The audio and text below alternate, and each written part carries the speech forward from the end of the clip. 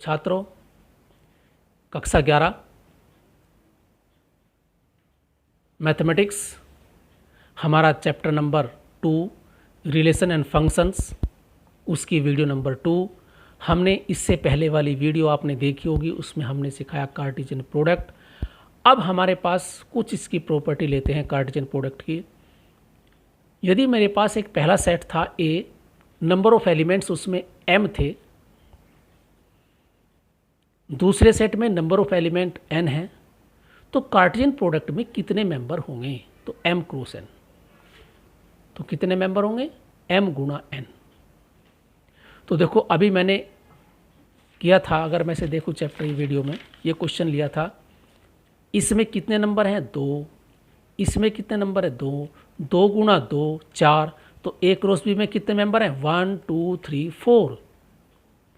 तो हमारे पास Cartesian product में अवयवों की संख्या उन समुच्चयों के अवयवों के गुणनफल के बराबर होती है।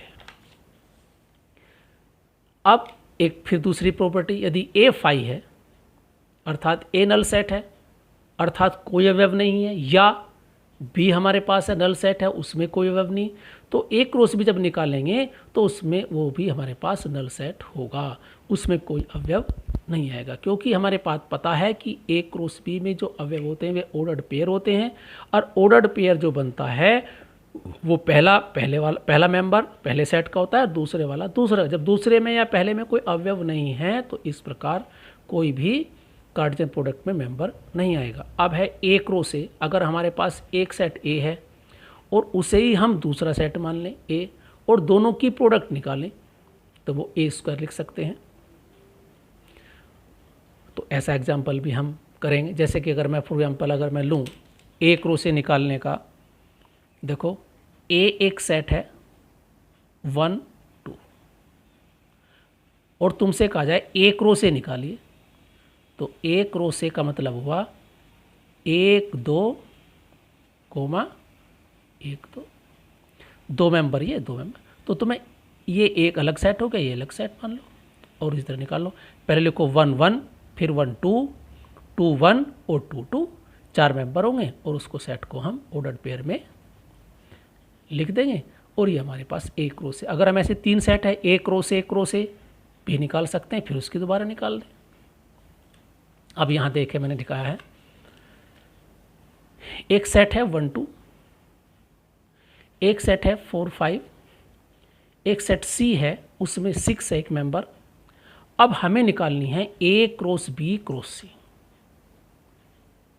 तो ए के मेंबर, बी के मेंबर, सी के मेंबर, एक तो 4 5 और 6। तो पहले हमें इनकी, देखो इसकी और इसकी प्रोडक्ट कर लो, या पहले इसकी या इसकी कर लो, कोई अंतर नहीं पड़ेगा। तो मैंने की है पहले इन दोनों की, देखो 4 ए 4 6 5 6, 2 मेंबर, ये एक मेंबर है, 2 गुणा 1 कितना आएंगे? 2 मेंबर, तो 4 6 5 6। तो ये हुई बी क्रॉस सी, ये वाली, ये बी क्रॉस सी। अब यहाँ ए रखा है, देखो अब मैं इसकी और इस लाल वाले की, इसकी और इसकी क्रॉस प्रोडक्ट, तो 1 4 6, पहले एक इसके साथ, फिर एक इसके साथ, फिर 2 इसके साथ और 2 इसके साथ। इस मेंबर कितने हैं? 2 मेंबर हैं, 1 और 2, और इसमें भी 2 ही मेंबर हैं, 4 6 और 5 6, ये और ये 2 मेंबर हैं, तो 2 गुणा 2 4 मेंबर आने चाहिए। 1 4 6, ये ट्रिपलेट बन गया, इसे वो ट्रिपलेट बोलते हैं, जिसमें 2 3 नंबर होते हैं, ट्रिपलेट। 1 5 6 1 2 1 4 6 1 5 6 2 4 6 2 5 6।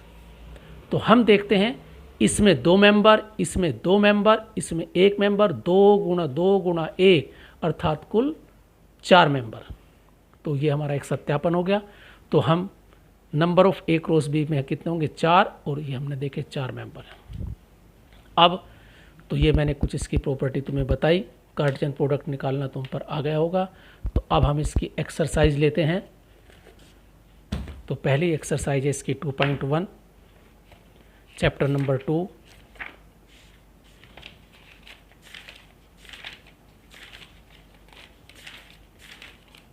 यह है संबंध और फलन।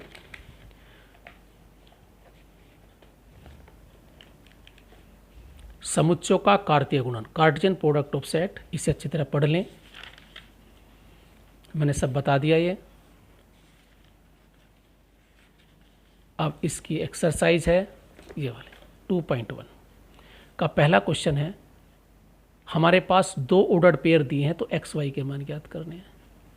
और मैंने बताया था कि अगर दो ऑर्डर्ड पेयर समान है तो फर्स्ट कंपोनेंट फर्स्ट के बराबर, तो x/3 + 1 बराबर है 5/3 और y - 2/3 बराबर है 1/3। ये क्वेश्चन मैंने हल भी किया हुआ है। तो अब क्वेश्चन पहले मैं हल करता हूँ, इसे फिर बाद में बताऊँगा। तो ये हमारे पास हुई क्वेश्चन नंबर 2.1 का पहला, ये इसके बराबर, और ये दो ऑर्डर्ड पेयर अगर समान है तो फर्स्ट कंपोनेंट फर्स्ट के बराबर। सोल्यूशन किया, x = 2 आया, ये सोल्यूशन किया मैंने, x = 2, तो यहाँ से x का मान 2 आ गया। फिर y - 2/3 = 1/3 पुट किया, यहाँ से सोल्यूशन किया, y = 1, और हमें x y की वैल्यू ही फाइंड करनी थी। तो ये हमारा क्वेश्चन नंबर 1 था।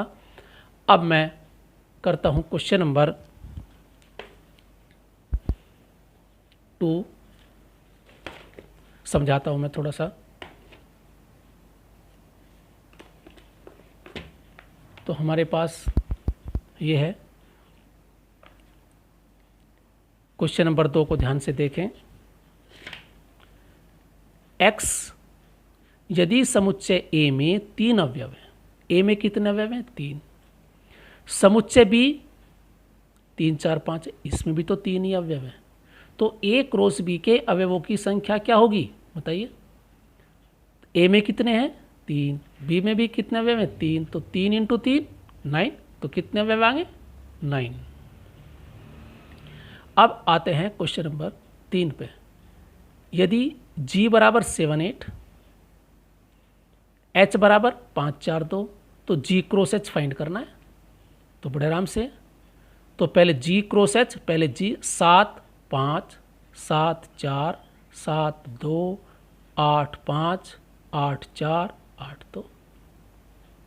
अगर निकालना है H क्रॉस C, तो पहले H को लिख लो, पहले इसे और फिर इसे, तो 5 7 5 8, इस प्रकार हम ज्ञात कर सकते हैं। तीसरा सत्य का सवाल है, इसे आराम से पढ़ सकते हैं। पांचवा भी मैं बता चुका, A = -1 1, तो A cross A cross A 3 बार, तो तुमसे इस सेट को 3 बार लिखोगे, -1 -1 फिर -1, और पहले A क्रॉस A निकाल लो, और फिर इसकी मैंने एक एग्जाम्पल भी दिया हुआ है।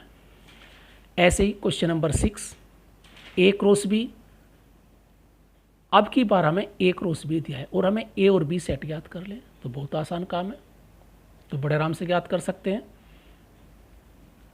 देखो,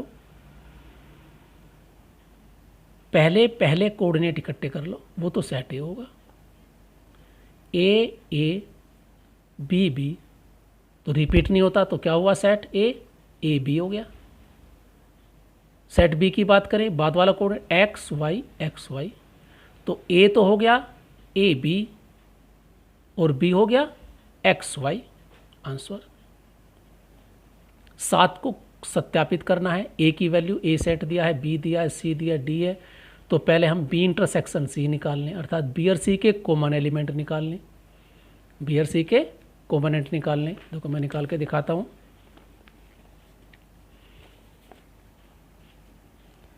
मेरे पास सेट जो है A है 1 2,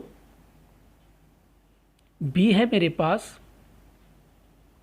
1 2 3 4, और C है मेरे पास 5 6, तो मैंने B इंटरसेक्शन C निकाला, तो इन दोनों के कॉमन अवयव 1 2 3 4 और 5 6, तो 5 आ गया, इसमें कोई कॉमन अवयव नहीं है। अब मुझे निकालना है A cross B intersection C। A के अवयव 1 2 क्रॉस 5, और जब मैंने कहा 5 तो इसमें कोई अवयव है नहीं, तो हमारे पास ये 5 ही होगा। तो इस प्रकार हम निकाल सकते हैं। तो अब हमारे पास ये क्वेश्चन है, तो ये हमारी इसकी कुछ एक्सरसाइज अब मैं अगली नेक्स्ट वीडियो में कराऊंगा। ये बड़ी वीडियो हो जाएगी, तो ये हमारी दूसरी वीडियो पूरी हुई और इसे अच्छी तरह से कर लें।